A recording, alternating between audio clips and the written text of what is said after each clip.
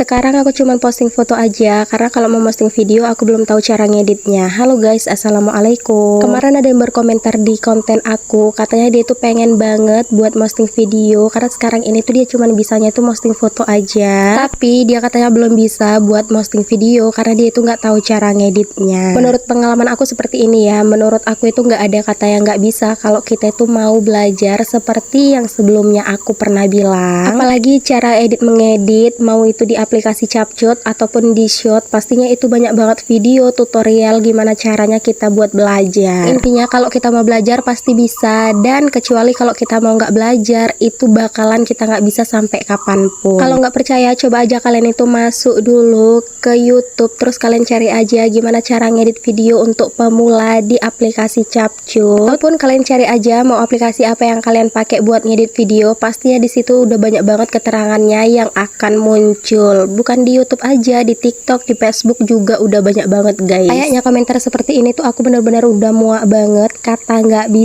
bisa, padahal mereka tuh bisa tapi nggak ada niatnya aja. Maaf banget kalau misalnya aku itu ngomong agak sedikit kasar, tapi ini tuh demi kebaikan kalian. Apalagi kalian itu bilang kalian itu berjuang buat mengubah perekonomian keluarga. Jadi ayo dong tunjukin kalau misalnya kalian benar-benar sungguh-sungguh buat berjuang itu semua, pastinya kalian itu jangan malas-malasan dong. Ya buktinya kayak aku ini, walaupun aku udah 2 tahun ngonten belum ada hasilnya, tapi aku nggak ada menyerah sama sekali, karena aku yakin perjuangan itu nggak ada yang instan. Dan aku yakin kalau misalnya sekarang itu memang rezeki kita belum ada di Facebook Pro, tapi kalau kita tuh berusaha nggak mungkin kan nggak ada, dan selalu nggak ada. Menurut aku ngonten ini tuh sama halnya seperti kita itu berdagang. Kalau misalnya sekarang dagangan kita sepi, nggak mungkin kan seterusnya bakalan sepi juga dagangan kita. Dan kalau misalnya dagangan kita itu masih selalu sepi, berarti ada yang salah sama dagangan kita ataupun tokoh kita. Jadi kita pantang menyerah aja gitu, pastinya suatu saat nanti kita tahu di mana kesalahannya. Nggak bosan-bosan aku selalu mengingatkan, ini semua nggak ada yang instan guys, kecuali kalau misalnya kalian itu cuman rebahan aja, ya udah kalian tungguin aja ketika melihat mereka itu sukses, kita masih rebahan aja. Jadi buat kalian semua, kalau misalnya benar-benar mau mengubah perekonomian keluarga, ya udah buruan bangkit sekarang. Nggak ada yang nggak mungkin kalau kita itu benar-benar berniat. Tapi ya sudahlah ya,